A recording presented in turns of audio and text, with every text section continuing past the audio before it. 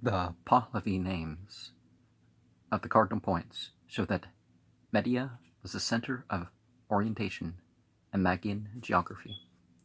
Whether Magism came from Raga to Atropatene or from Atropatene to Raga, in either case it had its origin in Media.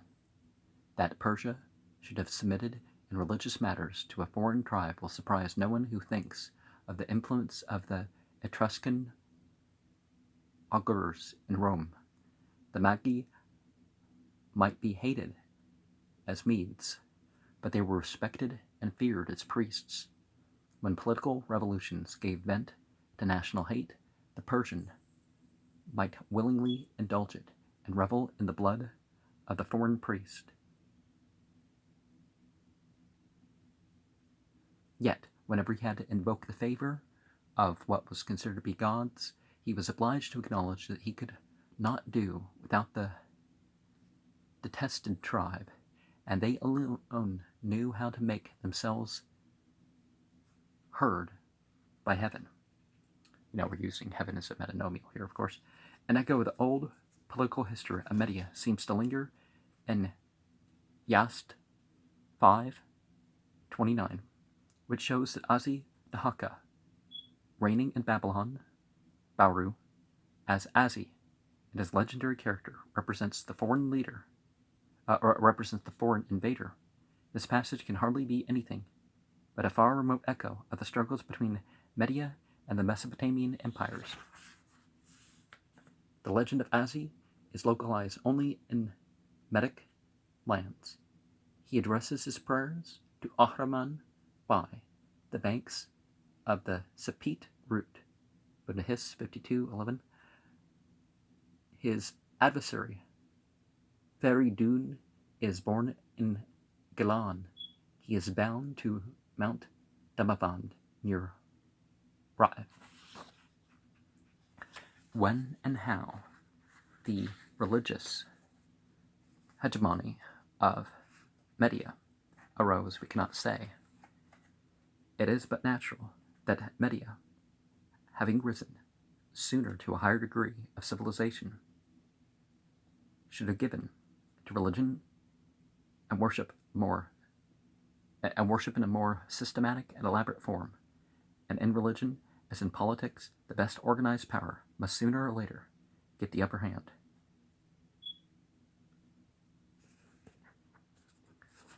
The Pahlavi has one who hates the Magu men in the passage of 53 or 52:7. Mag-os is not a Magian, and it is translated by Magi, holiness, Magi, holiness, godliness, related to the Vedic Magga. Afterwards, the two words were confused when it came to the Greek statement that Magos means at the same time a priest and a god, according to Apollyon to Jan in 17.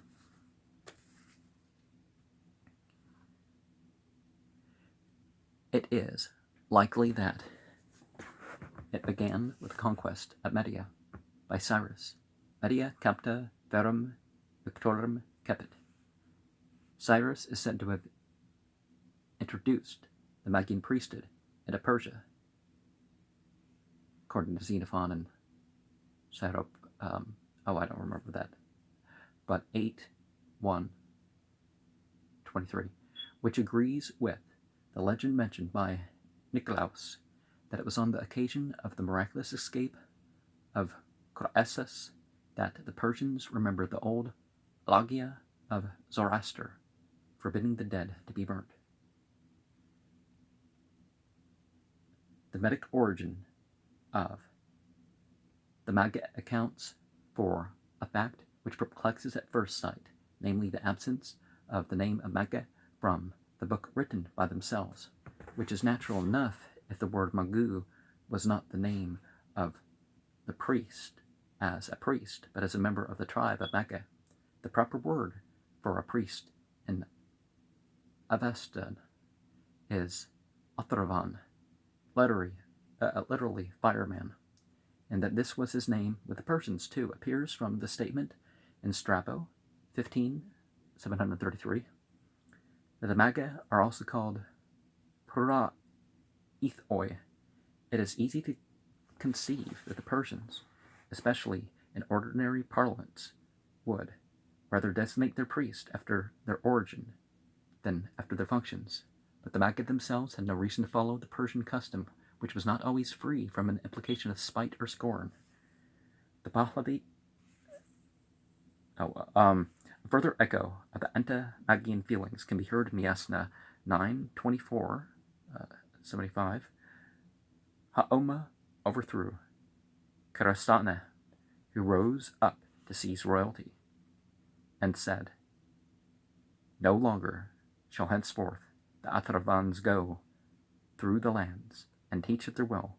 This is a curious incident of how easily legendary history may turn myths to its advantage. The struggle of Haoma against Karasana is an old Indo-European myth, Karasana being the same as the Vedic Krisanu, who wants to keep away Soma from the hands of men. His name becomes in the Avesta the name of an anti-Magian king. It may be Darius the usurper. And 10 centuries later, it was turned into an appellation of the Christian Caesars of Rome. Kalastyak equals Ek Kal Hasia Kas in Tarsaka. The only passage into which the word found its way is just one that portrays the existence of this feeling. The enemy of the priests is not called as would be expected an Athra Tbis, a hater of the Athravans, the Indian Brahma Tvish, but a Mogu Tbis, a hater of the Magi. At the interpretation of the end of the Behistun inscription, preserved only in the Scythian version, is given by Professor Oppert to be correct, Darius must have made a collection of religious texts known as Avesta, whence it would follow, with great probability, that the present Avesta proceeded from Darius. The translation of the celebrated scholar is as follows: Ja'e fa'et une collection de textes dipmas eliurs en langue arienne que autrefois ne existait pas, et ja'e fa'et un texte de la loe Vesta Haduk Uku, et un commentaire de la loi et la bénédiction, la prière, le Zend, et les traductions des pupilles et la langue des médis. And this page 155 and 186. The authority of Oppert is so great, and at the same time the passage is so obscure that I hardly know if there can be more temerity in rejecting his interpretation or adopting it. Yet I beg to observe that the word dipamas is the usual Scythian transliteration of the Persian dipe, an inscription, and there is no apparent reason for departing from that meaning in this passage. If the word translated la oka really represents the Persian word Avesta, it need not denote the Avesta, the religious book, as in that case the word would most certainly not have been translated in the Scythian version, but only transliterated. The ideogram for benediction prière may refer to religious inscriptions like Persepolis the First. The importance of the whole passage would therefore be that Darius caused the other inscriptions to be engraved and wrote other edicts and religious formula. The word for traductions is only a guess.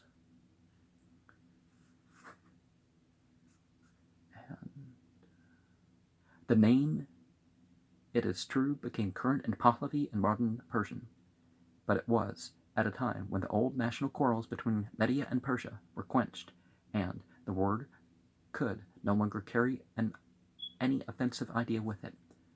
Chapter 16 would be, part 16 to this. The results of the foregoing research may be summed up as follows. The original texts of the Avesta were not written by Persians, as they are in a language which was not used in Persia. They prescribe certain customs which were unknown to Persia, and prescribe others which were current in Persia. They were written in Media by the priest of Raga and Atropatene in the language of Media, and they exhibit the ideas of the sacerdotal class under the Achaemenian dynasty.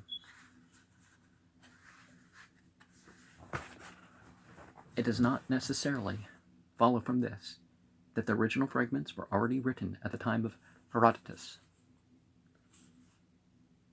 Well, perhaps the original fragments of the version that got passed on, right? To the present. But as the Magi at that time sang songs of their gods during sacrifice, it is very likely that there was already a sacred literature in existence. The very fact that no sacrifice could be performed without the assistance of the Magi makes it highly probable that they were in possession of rites, prayers, and hymns very well composed and arranged, and not unlike those of the Brahmins. Their authority can only be accounted for by the power of a strongly defined ritual and liturgy. Now, if you hear some of this stuff in Avestan, even young Avestan, it's quite,